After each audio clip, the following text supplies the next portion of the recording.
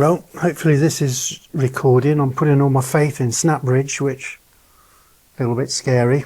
Anyway, whilst Russell was off doing his street photography in Birmingham with his old cheap vintage camera and lens, some of us were away for the day working properly. And he said that I could tell my story about what I was doing as long as the production levels were sufficient enough. I did send him an early draft and didn't make the grade, so he sent me back, put me in detention, and here I am trying to do a bit better. I spent hours in wardrobe, and this is the result. Obviously pretty good, isn't it? Anyway, so what I was doing was, he was out wandering around. I was 180 miles away down at the coast taking photos and video of a band that I work with, helping them with their marketing promotion stuff. So it's taking photos, but these days it's mainly doing videos. So I set off nearly a 3-hour trip with the sound engineer, who's a mate of mine. We got down there at 2 o'clock in the afternoon. The band then setting up. I'm trying to avoid carrying gear because obviously that's their job. I'm getting a bit old for that. So whilst they're doing all the hard graft and moving the gear in and setting it all up, I've got control of their Facebook page. So I like to put a few photos up on a Facebook page saying we're here, we're setting up, ready to go, etc. So I've got my 2 Nikons with me, etc. My Leica. What did I use for that? My iPhone. Because to be honest, when the lighting's not great, and in the theatre, when they're just setting up the theatre lights on, iPhone's brilliant. It does a great job. Much better than faffing about with good old SnapBridge and the Nikon trying to transfer files over, or the Leica and the Leica app, which to be honest is better than the Nikon app, but still a bit of a faff. So upload the photos with the iPhone. I wandered about outside with my Leica just for 5-10 minutes, going back to the car. I took the Leica with me in case I could do a bit of street photography.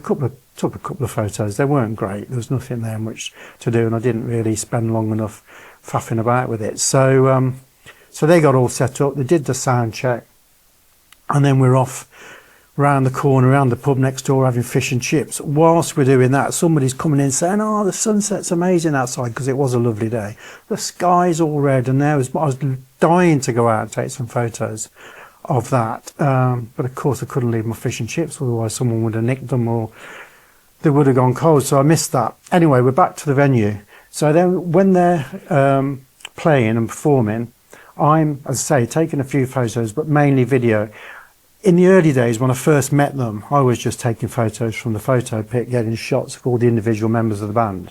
But these days, when you're doing stuff for the promotion and marketing, what I'm trying to do is mainly video, but capturing people enjoying themselves, which they always do at their gigs anyway, because if you can upload that online, if there's any venues that are looking to book a band, or people that are looking around at a theatre to buy some tickets to go and see them, if they can see other people enjoying themselves, it just reinforces the fact that, oh, this will be a good band to put in the venue, or this will be somebody good to go and watch. So I'm wandering around doing that.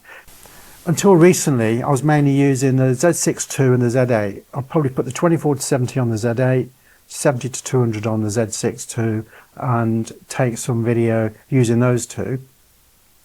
Recently, I bought a DJI Osmo Pocket 3, which is great for video when you're moving around, because it's obviously got its built-in gimbal. And I'm often in the theatre moving quite a bit. So it's smoother footage if I'm using that than say the 24-70. Obviously the quality is not quite there, but it's good enough for online stuff, and it just makes it much easier to keep it smooth. Generally we'll use the 70-200 for sort of longer range shots of the audience where, you know, there's some ladies dancing away to the music or singing along. And I will do the 24-70 if I'm just doing like a static shot of some people singing along or sitting in their seats or their feet tapping away, etc. So I've taken a few photos, done some video. When it gets to the interval, what I then try and do is get out and talk to people, say in the bar, and they usually have a 20-minute interval, and I'll stick a microphone in their face and ask them for some comments about whether they've enjoyed the first half. Obviously, if they haven't, will delete those clips and keep the ones where they say, yeah, it was brilliant, but you know, they always go down really well. So always get some great comments, and people are just willing to say, you know, how much they're enjoying themselves. If you ask them to say, I'm working with a band, would you like to say a few comments? And for that, again, I used to use the Z8 and the 24-70, but now it is easier to use the Osmo Pocket because it's a bit less sort of intrusive when you're sticking it in front of someone, because I've got the microphone separately with the radio mic on it, and hopefully get some good clips just to use later. I sometimes think actually when you're in the theatre, videoing the crowd, etc., it's a bit like street photography, because you are really not quite sticking the camera in somebody's face, but they're aware that they're being photographed or videoed, you know, in the corner of their eye, and you're in their eye line. But generally people are happy, they just carry on enjoying themselves. The other night when I was doing this, I did get a couple who obviously weren't so happy, and guy put his hand up, you know, don't video us. So I said, yep, no problem, of course, always going to respect that. And when I edit the clips later, if I see them in it, I just won't use those clips. But generally people just like to enjoy themselves. Sometimes you get a wave to the camera just to prove they're enjoying themselves, and it's a really sort of good feel factor all around. They usually finish the gig around about 10 o'clock. We got away 11 o'clock the other night, 3-hour drive home, got home at 2 o'clock in the morning. So I was probably out of the house for, I don't know, 15 and a half, 16 hours, and drove probably 370 miles. Well, Rusty was tucked up in bed with his primes. Some of us were working hard for a living. But anyway, it's really great fun. I enjoy doing it. The guys are really friendly, and I get full access, as you can probably see from some of the clips.